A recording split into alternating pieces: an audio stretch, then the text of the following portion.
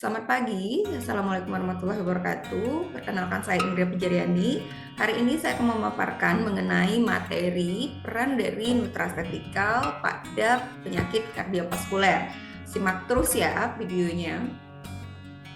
Seperti kita ketahui bahwa omega 3 merupakan salah satu lemak tak jenuh yang mempunyai manfaat sangat luar biasa untuk sistem kardiovaskuler, bukan hanya sistem kardiovaskuler, tapi pada penyakit-penyakit yang lain. Kemudian, sebelum kita masuk kepada materi terkait perannya, kita harus tahu dulu definisi kardiovaskuler. Dan ini materi yang sebelumnya kita pernah bahas dan mungkin teman-teman sudah dapat dari mata kuliah lain. Kita akan melihat bagaimana sih sebenarnya kardiovaskuler itu sendiri. Jadi kardiovaskuler itu adalah penyakit yang disebabkan oleh gangguan fungsi jantung dan pembuluh darah. Jadi ada fungsi jantung yang bermasalah dan pembuluh darah karena salah satu fungsi di jantung adalah pompa darah. Nah, oleh karena itu yang berkaitan dengan penyakit kardiovaskuler adalah yang berkaitan dengan penyakit jantung dan pembuluh darah. Kemudian ada beberapa komponen penyakit yang erat kaitannya dengan kardiovaskuler. Yang pertama itu kita tahu sendiri karena itu bermasalah dengan jantung, pasti yang kena adalah jantungnya. Ya, ini jantung terjadi masalah penyakit jantung. Penyakit jantung ini bisa disebabkan oleh adanya aterosklerosis atau penumpukan lemak pada pembuluh darahnya, atau mungkin ada hiperkolesteremia. Kemudian bisa aja oleh peningkatan tekanan darah. Nah, itu bisa menyebabkan penyakit jantung.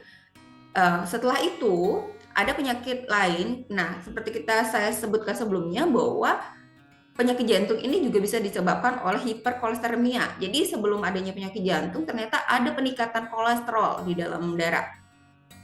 Dan ini adalah komponen kolesterol yang menumpuk di pembuluh darah.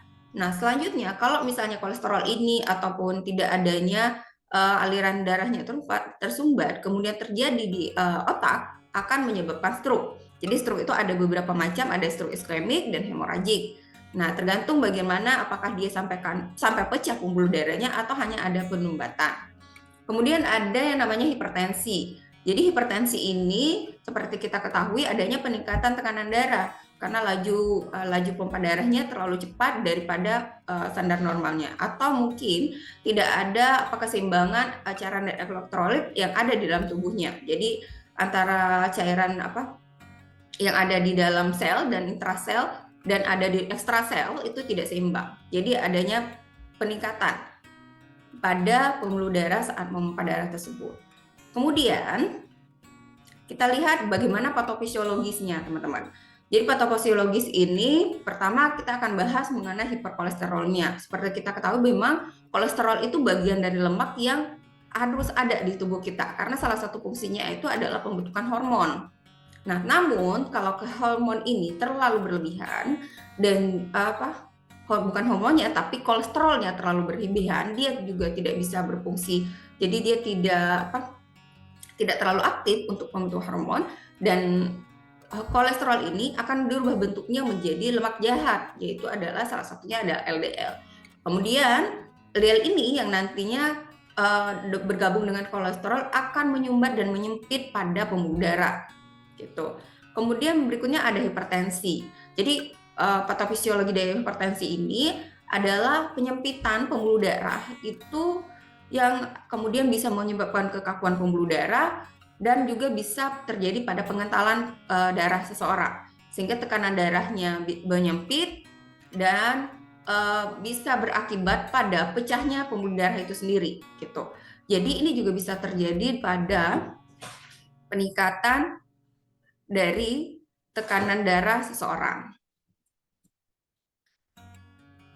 Kemudian ada stroke, teman-teman. Jadi patofisiologis karena beberapa penyakit yang sering disebabkan karena kardiovaskuler itu tadi, salah satunya adalah stroke. Stroke itu adalah gangguan suplai darah ke otak yang dimana ini akibatnya penyumbatan bisa terjadi pada sel-sel otaknya. Nah, seperti kita ketahui bahwa sel-sel otak itu akan kehilangan fungsi-fungsinya ketika darah tidak masuk gitu. Nah, ini menyebabkan seseorang bisa mengalami stroke. Stroke ini bisa stroke hemoragik atau stroke iskemik, tergantung pada letak gangguan suplai darah tersebut. Selanjutnya ada penyakit jantung, ini juga bisa disebabkan oleh penyempitan pembuluh darah yang diakibatkan oleh lapisan pembuluh darah tadi yang tidak bisa lancar. Kemudian disebabkan oleh bisa aterosklerosis dan juga bisa juga dengan hiperkolesteremia. Bisa saja awalnya dia hiperkolesteremia, lama-kelamaan dia akan mengakibatkan aterosklerosis gitu.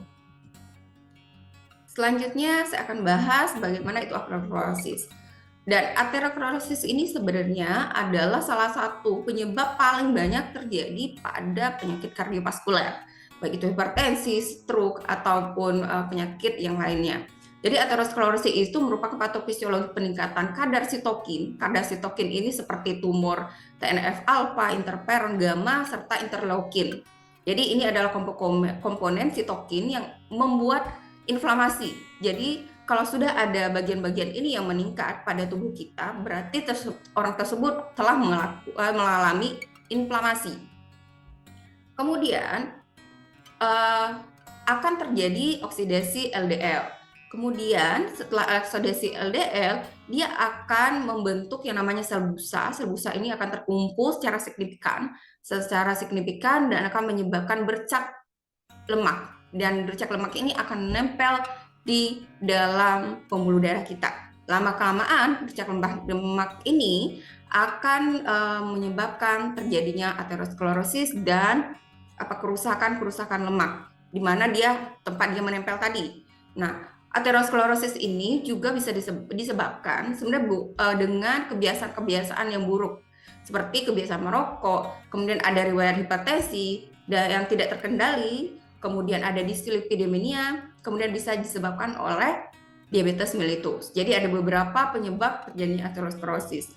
Untuk lebih lengkapnya, teman-teman bisa lihat di video berikut ini.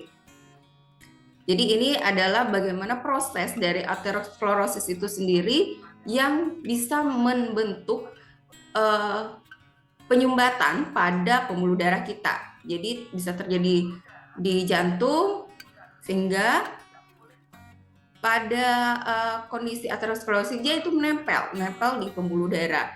Akhirnya terjadi iskemik, dan ini dalam waktu jangka lama akan membuat seseorang menjadi lebih parah untuk mengalami, dan resiko untuk mengalami penyakit jantung jauh lebih besar.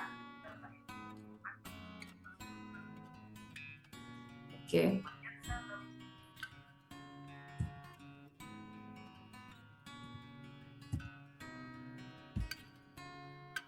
Selanjutnya kita akan pelajari bagaimana itu gejala dari penyakit jantung. Jadi ada beberapa gejala yang ada di penyakit jantung, yaitu antara lain nyeri dada, detak jantung tidak teratur, kemudian pusing, kemudian juga ada kehilangan kesadaran. Karena tadi kalau misalnya terjadi di otak, bisa saja kita kehilangan kesadaran ataupun badannya menjadi lemas. Tapi mayoritas penyakit jantung itu sering sekali mengalami gejala nyeri dada. Dan ini sebenarnya tanpa disadari. Kadang nyeri dada kadang beberapa kali mengalami nyeri dada baru diperiksa, dikontrol. Ataupun kita habis olahraga yang tiba-tiba olahraga yang ekstrim, atau yang tadinya tidak sering olahraga, tiba-tiba sering olahraga, dan itu dalam waktu yang cepat dan durasinya cepat, itu akan menyebabkan detak jantung kita tidak teratur. Jadi jangan heran banyak teman-teman yang misalnya ada penyakit jantung koroner ini misalnya langsung meninggal pada hari itu karena memang terpacu jantung ini detaknya jauh lebih cepat.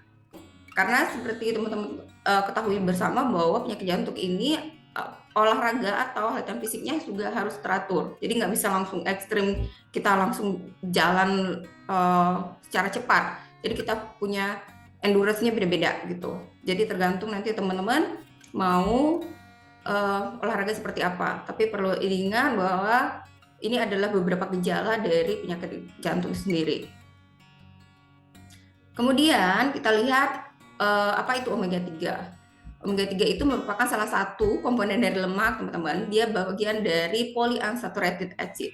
Jadi, dia bagian dari lemak rantai panjang. Jadi, dia terdiri dari DHA, EPA, dan LNA. Mungkin teman-teman sering dengar tuh, apa sih dari makanan-makanan atau iklan yang ini kandungan makanan saya mengandung DHA, kemudian ada LNA atau EPA. Kemudian baru ini ada manfaatnya untuk tubuh kita. Ternyata DHA, EPA, dan LNA itu adalah bagian dari omega 3 dan bisa saja berada pada bahan-bahan makanan tertentu. Jadi tidak ada beberapa yang ada di bahan makanan ini tapi tidak ada di bahan makanan ini. Jadi mereka merupakan salah satu semua komponen dari omega 3. Apa sih fungsinya dari omega 3? Omega 3 sendiri itu adalah sebagai jaringan pembungkus saraf yang berperan dalam melancarkan saraf dan mengantarkan rangsangan ke otak. Jadi dia sebagai pembungkus jaringan saraf, karena yang kena itu adalah pembuluh darah. Pembuluh darah itu terbagi banyak sekali yang namanya saraf di situ, saraf kemudian sel. Nah, dia akan berfungsi untuk melancarkan pembuluh darah tersebut dan mengantarkan rangsangan tersebut ke otak. Jadi dengan sarafnya bisa berjalan dan berfungsi normal kembali. Kemudian dia juga berperan untuk membentuk atau sebagai selaput myelin. Jadi selaput myelin itu ada pada sel-sel saraf. Jadi ada yang misalnya kayak ada jaring-jaringnya itu di sel saraf, dia itu berfungsi sebagai selaput myelin pada sel-sel terutama di otak. Kemudian dia juga pada beberapa kasus, terutama pada ibu hamil dan ibu balita, kalau misalnya dia bisa berfungsi sebagai kecerdasan otak. Jadi ada beberapa penelitian bahwa kekurangan omega 3 pada masa ini akan berakibat penyakit-penyakit masalah saraf. Kemudian adanya ketidakmampuan untuk berkonsentrasi, kemudian bisa menyebabkan ingatan yang buruk dan suasana hati. Jadi omega 3 itu berpengaruh pada bagian saraf. Kemudian ini ada beberapa bahan makanan yang kita bisa temui di kehidupan kita sehari-hari ini. Mungkin teman-teman sudah terbiasa ya melihat, ini kandungan omega 3, ini kandungan protein gitu misalnya, atau mungkin ini kandungan vitamin dan mineral. Jadi perlu kita garis bawahi bahwa kandungan EPA itu EPA dan DHA paling banyak itu pada makanan laut. Jadi seperti ikan tuna, ikan salmon, ikan sarden, kemudian udang, kerang, itu paling banyak mengandung DHA dan EPA. Jadi, sedangkan salah satu komponen lagi dari omega 3 itu ada LNA. LNA itu paling banyak pada sayuran yang berwarna hijau, atau lebih tepatnya yang sayuran-sayuran atau kacang-kacangan. Kemudian seperti misalnya dia bisa berasal dari minyak biji kenari, misalnya kacang kedelai, atau dari mentega itu yang jenis omega 3-nya adalah LNA. Kalau omega 3 jenis EPA dan DHA banyak pada makanan laut seperti ikan, udang. Kalau untuk LNA itu banyak pada sayuran dan minyak. Jadi teman-teman nanti bisa nih di pulang ke rumah bisa memilah-milah, ini kandungan omega 3, omega DHA, EPA yang ada di makanan-makanan sehari-hari gitu. Kemudian ini adalah peran dari omega 3 dalam kardiovaskuler. Saya mengutip dari International Journal of Molecular Science. Jadi ini adalah tadi seperti kita ketahui bahwa EPA dan DHA itu paling banyak ada di ikan-ikanan dan udang atau makanan laut. Jadi dia ada dua cara dalam penurunan kardiovaskuler. Pertama, pada EPA DHA ini, pertama dia melakukan modulasi kunci faktor resiko kardiovaskuler. Tadi kan banyak tuh, ada tekanan darah, kemudian tinggi kolesterol, dan lain sebagainya. Dia fungsinya itu adalah pertama menormalkan tekanan darah dengan menstimulasi angiotenstinnya. Seperti teman-teman pada patofisiologi hipertensi kan ada peningkatan angiotensin. Nah, dia awalnya itu menormalkan tekanan darah. Dia juga menurunkan serum trigliserida atau TG. TG ini nanti berperan pada peningkatan lemak. Nah, selain itu dia akan meningkatkan HDL. HDL ini adalah high density lipoprotein, adalah salah satu lemak baik yang dibutuhkan tubuh kita. Jadi dia akan meningkatkan ini. Pada orang yang kardiovaskuler, HDL-nya itu rendah teman-teman dibandingkan orang yang normal. Kemudian dia akan menurunkan postprandial, limpae, dan kardia aritmia, dan juga detak jantung. Dia akan, tadi kan kita udah tahu nih, salah satu penyebabnya itu adalah detak jantung yang tidak teratur atau terlalu cepat. Nah, dia pada EPA dan HA, dia akan menurunkan ritme jantung yang sesuai dengan keadaan tubuh seseorang. Nah, selain memodulasi kunci faktor resiko tadi, ternyata EPA dan DHA ini melakukan fungsinya atau perannya itu dengan menurunkan inflamasi. Nah, dari awal kita sudah tahu bahwa kardiovaskuler itu adalah terjadinya inflamasi. Jadi dia menurunkan kejadian inflamasi pada seseorang dengan menurunkan CRP-nya, dan dengan menurunkan TNF-alfanya, dan dengan menurunkan interleukin 6. Karena kan kita dari awal sudah mengidentifikasi bahwa penyebab dari kardiovaskuler ini adalah peningkatan ini, interleukin, TNF-alfa, dan CRV-nya. Jadi peran omega 3 di sini dia menurunkan dari modulasi kunci faktor resiko ini dan juga menurunkan inflamasi. Gitu teman-teman. Berikutnya, ini adalah peran omega 3 seperti teman-teman bisa lihat bahwa EPA itu atau salah satu komponen omega 3 yang berasal dari ikan, dia akan diturunkan menjadi 18 HEPE, dan akhirnya dia akan tadi sebagai anti-inflamasi, dia akan menurunkan sitokin di sini, makrofag, sehingga atherosclerosis dan anti-thickness-nya dan penurunan kardiovaskulernya terjadi karena dia menekan. Kemudian pada resolving-nya dia akan fagositnya dinaikkan, kemudian LDL-nya diturunkan. LDL tadi apa? Yang pertama HDL-nya dinaikkan, HDL-nya low, HDL high density lipoproteinnya dinaikkan. Salah satu bagian lemak yang baik itu ada HDL, sedangkan LDL low density lipoprotein yang LDL-nya diturunkan. Nah, dan ada salah satu sebenarnya ada namanya arasidonat. Arasidonat itu asid atau AA. AA ini biasanya pada omega 6. Jadi teman-teman bisa dibedakan ya antara EPA, DHA, dan LNA, bagaimana fungsi dari perannya untuk menurunkan kardiovaskuler. Seperti kita ketahui bersama bahwa kardiovaskuler itu disebabkan oleh beberapa antiinflamasi yang meningkat. Jadi dengan adanya omega 3, dia akan memicu untuk penurunan inflamasi tersebut, kemudian memicu beberapa sistem yang ada di tubuh kita untuk meningkatkan sistem imun tersebut.